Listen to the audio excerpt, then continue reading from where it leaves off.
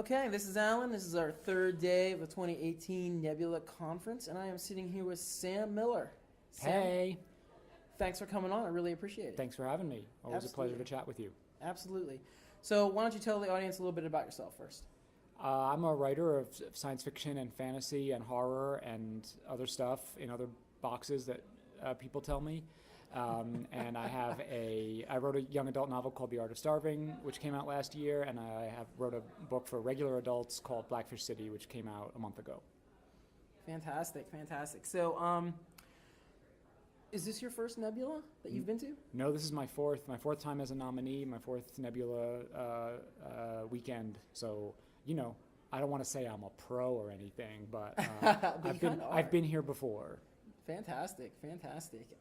So, tell us what it's like to be a nominee. I mean, is it, general impressions? And you're a nominee for the Andre Norton this year, correct? Yes. Yep. Just tell us what that's like.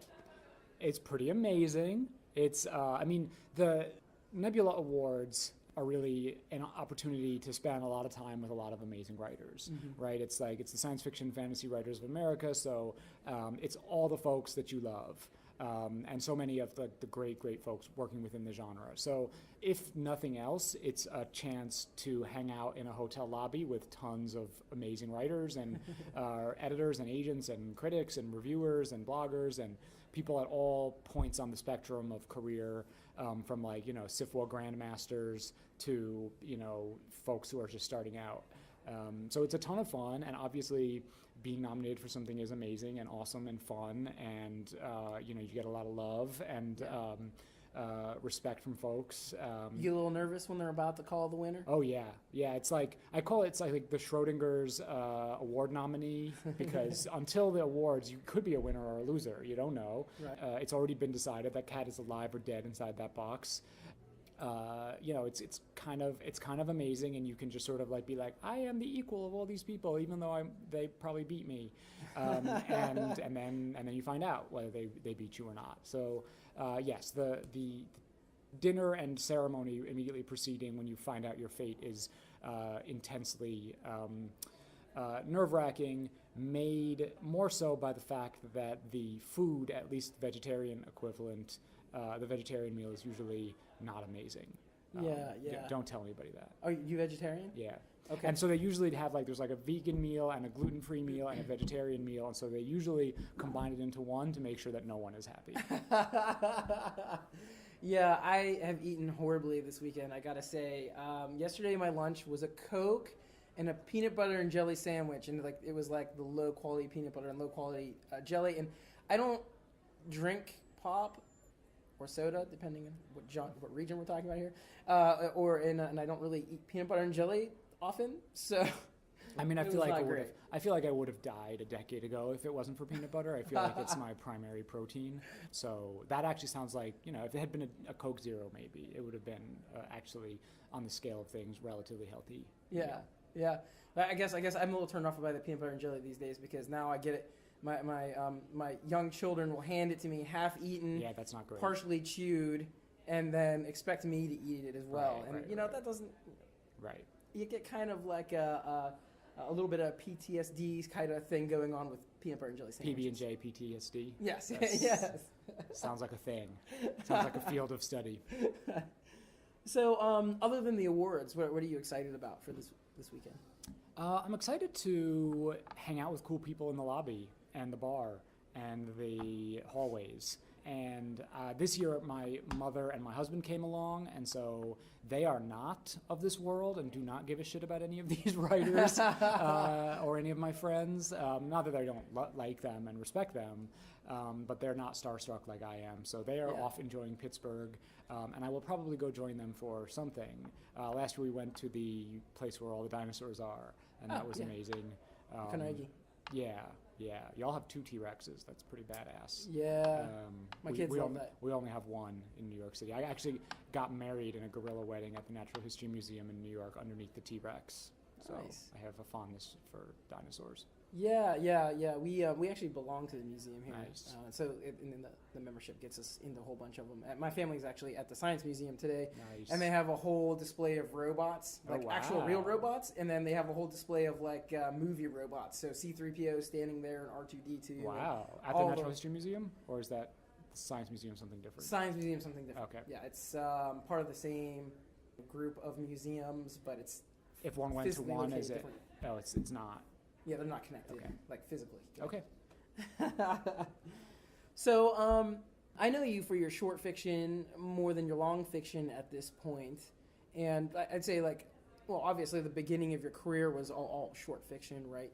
Why don't you talk a little bit about maybe the difference for you in writing short fiction and long fiction, and what you like about short fiction and what you like about long fiction? Yeah, I think that I love them both. I've always done both. I wrote my first novel when I was 17. If I built my career on short fiction, it wasn't because I wasn't writing novels, it was because I wasn't writing novels well, and nobody wanted them, even though I shopped them around to literally everyone on the planet. So I enjoy them both. I love them both as a reader and a writer. I feel like there's probably a problematic analogy to be made between like a novel as a long-term, stable, happy, fulfilling relationship, and short story as like a quick and dirty one-night stand, no strings attached, fuck. Yeah, like they both have their charm, right? They both have their things that are wonderful about them. Yeah. And the world can contain both. Yeah, absolutely. Do you have an opinion on the current state of short fiction? Let me give you a little background on what I'm thinking here. So it seems like, in a way, short fiction seems to be coming back. It seems to be getting a little more popular. And I'm specifically thinking about some of the stuff Tor is doing with their novellas and things like that. Do you see that continuing to move forward, and maybe short fiction starting to overtake some of this longer fiction, and especially these really long series of novels, like what you normally see in a fantasy novel, where they have like at least a trilogy, or sometimes 5, 6, 7, 8, 9, Yeah, I mean, I have many feelings on this subject. I mean, on the one hand, I feel like we are in such a golden age of short fiction. There's so many amazing writers putting out amazing stuff and winning awards. And so, I think that there are venues like Lightspeed and Clark's World and Name my two favorite right there. Beneath Ceaseless Skies and Tor and FNSF and Asimov's and Analog. There's just so many great venues for short fiction, Apex. And so I think that there's just a ton of places. And I also think that there's just a lot of great writers who are I'm thinking of like Alyssa Wong and J.Y. Young and Kaya Shante Wilson and Amelo Motar. And like if you just look at like who have been the Nebula nominees for the past several years, I think there's just so much great stuff happening. So on the one hand, yes, I think that we're in a great moment for short fiction. And I'm like, there's hundreds of amazing short story writers that I'm blanking on, and that I apologize because they're my faves. But on the other hand, I also don't know how different that is. I don't know the numbers to compare how that stacks up against novels, and I think that one thing that I was aware of in the abstract and that I am acutely aware of in the concrete now that I am a novelist with novels out in the world is that counterintuitively the audience for novels is much bigger than the audience for short fiction. And novels get read much more widely than short stories, which is weird because short stories take you like 20 minutes and a novel takes you like weeks to read. But there it is. So I think that for like short fiction, I think the audience is much smaller, and it tends to be writers and people for whom fiction is like in one way or another a life, right? Because they're editors, because they're obsessive readers, because they're part of the fandom, and so we are sort of in dialogue with each other around short fiction. But when you write a novel, like there's just so many people who read novels, and so the feedback I got on The Art of Starving compared to the feedback I got on any of my short stories is so much bigger, and there's just so many more people out there reading it. So I don't know how to compare. I just know that there's tons of great novels and great short stories being published, and I couldn't tell you, demographically or economically whether short fiction is on the upswing. Yeah. I just know that both are getting published, and there's great stuff happening in both corners of the genre. You mentioned something funny in there, and I was having a conversation with James Patrick Kelly the other day, and his most of his career has been focused around short fiction, and we were talking about how it's kind of odd that short fiction isn't more popular because it really just fits into your life so much easier. I know for me, I got into short fiction when I was working on my master's degree, and I was working through my thesis, which was very research based, and when I wanted to partake in some escapism, I didn't have time for a novel. I would have read like 2 novels in the entire year. You know what I mean? So I read short fiction instead, and that's kind of how I picked it up. So it just seems really funny that all these people are really busy, but they can't take the 20 minutes to read a short story, or they won't take the 20 minutes to read a short story. It's just funny. It's interesting because I think about it's probably analogous in some ways to things like you look at like short film, right? Objectively, you look at like a 20-minute film and you think the audience for that would be much bigger than the audience for a 180-minute film or whatever, or 140-minute film. But people don't watch short films, right? Or they do only rarely, and usually if they're somehow like obsessed with film and like really into film. Yeah. But people are used to cinema as an experience. People make space in their life for going to the movies. People are used to and get something out of the conversations around film, right? So being able to like talk about Black Panther with your friends is a thing. So you're going to go see Black Panther. Short films there's just not that kind of like infrastructure, and we're not sort of used to and don't have habits of consumption around them. Yeah. Similar to short stories, like people don't talk about short stories with their friends. So it's kind of like that's not an answer. That's just an observation, right? Because it's kind of like a self-fulfilling prophecy of like, well, it's not a thing because it's not a thing. So that's not probably really helpful. Something occurred to me while you were talking. Maybe it's the fact that people like these long series, right, in these novels because it kind of envelops them. They can really get into that world and stuff. Do you think maybe it's that reading a short story is a little too much work because you have to kind of create that world in like 20 pages, and then that's the end of that world? Yeah, I think so. I think that the pleasure is different. Like they're both intensely pleasurable, but the pleasure is different. And so if you're not used to that kind of pleasure and you haven't sort of cultivated the habit of it, then you're going to bounce off of it. Yeah. So for example, I never really, I would always bounce off of narrative television. Yeah. And so I wouldn't sort of because in the 90s, when I was and in the 80s when I was a kid, it was the idea storytelling in television shows was really different. So I used to watch the X-Files, but because the X-Files back then, the arc of the series was very small compared to the episodic nature of it. So I didn't get hooked on it.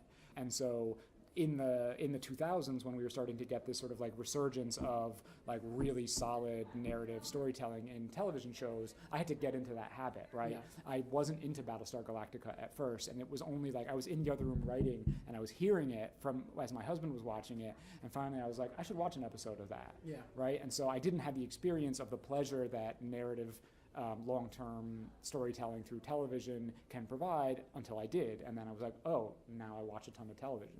So if you don't have the habit, then it's hard to you don't experience the pleasure of it in the same way. Yeah, okay, awesome. So one last question for you. Reading your fiction, I think you bring a lot of humanity to your stories, and because of that, I really think you could write in any genre you wanted, or even capital L literature, without it being too much of a stretch. So why do you focus on genre fiction instead of the more, serious fiction? Yeah, I think that's a great question, and thank you for saying nice things. I think that I always, since I was a young person, I would read things like Ray Bradbury and love it. But I would also read things like Virginia Woolf and love it, and I would read things like James Baldwin, and so I would always also write genre genre fiction and literary fiction. And I sort of loved them both, but thought of them as really different, and they did different things, and they, you use genre for some things and literary fiction for other things. And so it wasn't until I read Ted Chiang's The Story of Your Life, which is my favorite short story, that I realized that actually you can do them all in one, and that genre can actually enable you to talk about the same things that capital L literary fiction does, and explores the human condition, and tells amazing character arcs, and uses beautiful language and all of that at the same time as you tell a fucking awesome story, right? There's things that I really adore Virginia Woolf, and I think that like To the Lighthouse or Mrs. Dalloway are both amazing books, and so they're doing all these great things, in the absence of what we would conventionally think of as a plot. And so, but then, you read like Samuel Delany or Octavia Butler or William Gibson, and you see that they're doing those same things at the same time as they're telling an exciting story where you're like really curious about what's going to happen next, and you're sort of like propulsively forward through the beauty and through the excitement and the wonder and the sort of like heart-wrenching complicatedness of the human heart. So I do think of it, I'm actually really bad at determining what genre my own work goes in, and so like I've had we discussed that. So I've ended up on shelves that I didn't think that I belonged in, but that other people did and they liked it, so I'm cool with it. Like I don't know that there's like a hard and fast boundary between these genres, so I end up being in this sort of like ambiguous zone where sometimes people are like, this is not genre enough, and so I respect that. That's a thing that some people get hung up on or think about a lot. I don't. I'm just trying to tell a good story, although I do think that there are exciting, wonderful things you can do with genre, and so it's kind of silly to like do it half-assed and to not really go deep into all the awesome tools that genre provides. Yeah, absolutely. Well, we're about out of time, but thank you so much for coming on. We really appreciate it. Thank you. It's a pleasure to be back and to chat with you. Thanks. Bye-bye. Bye.